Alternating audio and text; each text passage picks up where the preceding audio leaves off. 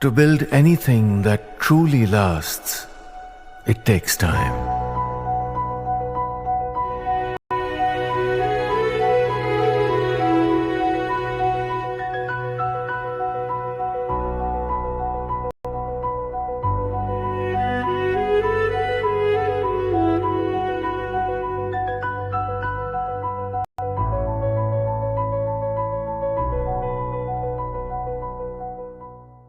Let's take the discussion forward. What this Trump tariff tantrum could mean for the global markets and how is the sentiment building in.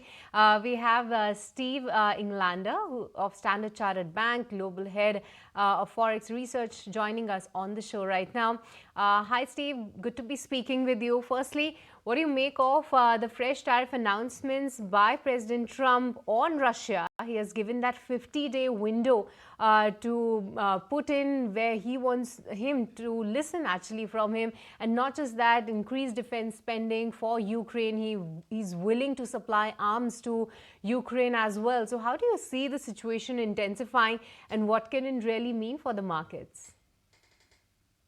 Well, I don't think it'll mean much till day 49, and markets have started, timing sort of risk on Trump statements, and obviously August 1st is the date that they have focused on for most trading partners, the 50 days for Russia. In some ways, I think it's reassuring to Western Europe that the U.S. is kind of moving back into a more traditional sort of foreign policy line. But I think right now it's wait and see. I mean, I think the market, when it comes to tariffs, the market sees a way out.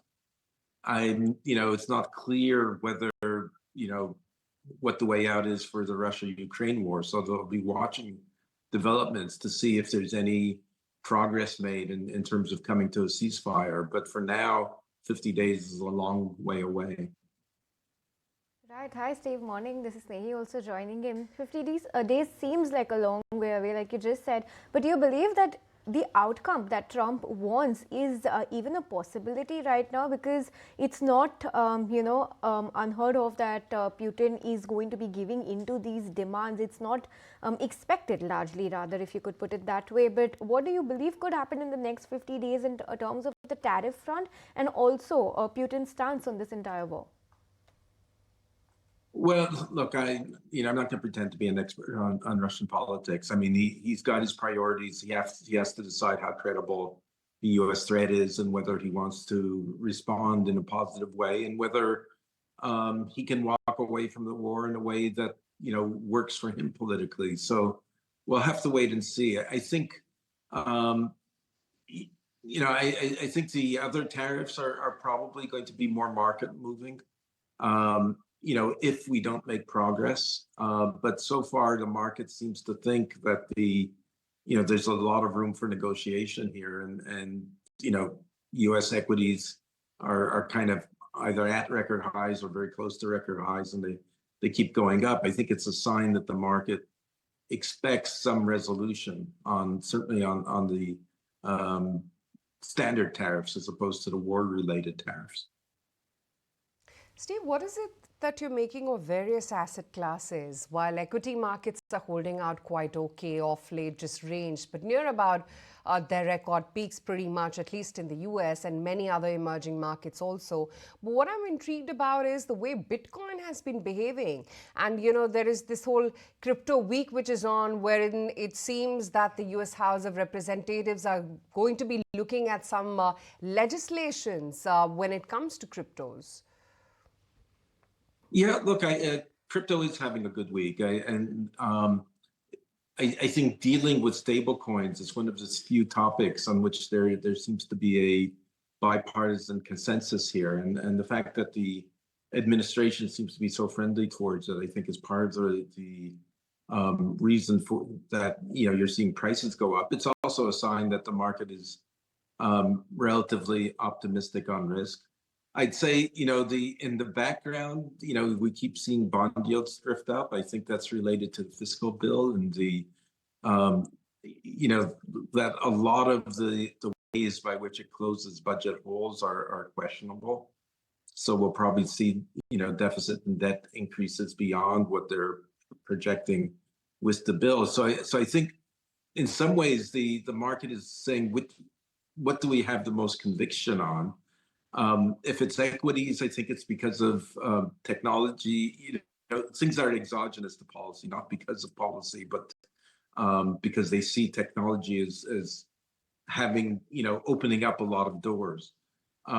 They look at the fixed income market because there is a story there from the fiscal bill, which is that maybe upward pressure on yields.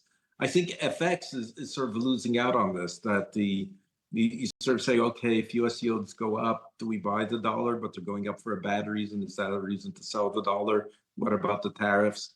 In December, tariffs were positive for the dollar. In April, they were negative. So I think the market's looking for opportunities outside of FX at the moment. Great to have you on the show. Thanks so much for that insight. Let's just mark what the global handover has been like, and marginally in the green. That's how the US equity markets actually shut shop overnight, with the Russell 2000 actually taking the leap, and that managed to hold out quite okay. Rest of the benchmark indexes were just about marginally in the green. What about Asia this morning? It's a decent picture. While Shanghai is a little bit soft in trade, down about 13 odd points or so, Hong Kong is holding out quite well. Over a 200-point move is what it's currently sitting at. And flat for Japan, the implied open for the Nifty as well, not really indicating any much of a change. Absolutely quiet there around that 25,150 plus levels. But over to Ashesha then to find out what the global commentary has been on all the developments overnight. Ashesha? Well, yes, National Economic Council's Hassett has made some commentary where says Brazil is transshipping Chinese goods, and we'll see what happens with negotiations when it comes to US-Brazil trade. He also says that Fed has been very wrong in tariffs. We have not seen Goldman Sachs report on tariffs as yet. We'll see how Fed responds to cost overrun, and Fed needs more congressional oversight. So that's the word coming in from US National Economic Council's Hassett. We also have some commentary that has come in from Mexican president, where she says Mexico also had a plan for tariffs, and she is hopeful that a deal could perhaps be signed with the United States by the 1st of August. So perhaps a deal between Mexico and United States is on the table. We also have some commentary that has come in from President and CEO of Fed Cleveland, where she says we are pretty close to where the neutral rate is, and so I see an economy that is more resilient. She does not expect any interest rate cuts going forward for the rest of this calendar year. She says one that's working really well, and I don't see the need to really cut interest rates. So that's the commentary that has come in from Cleveland's Fed president. So some important commentary that has come in around tariffs and around interest rate environment going forward.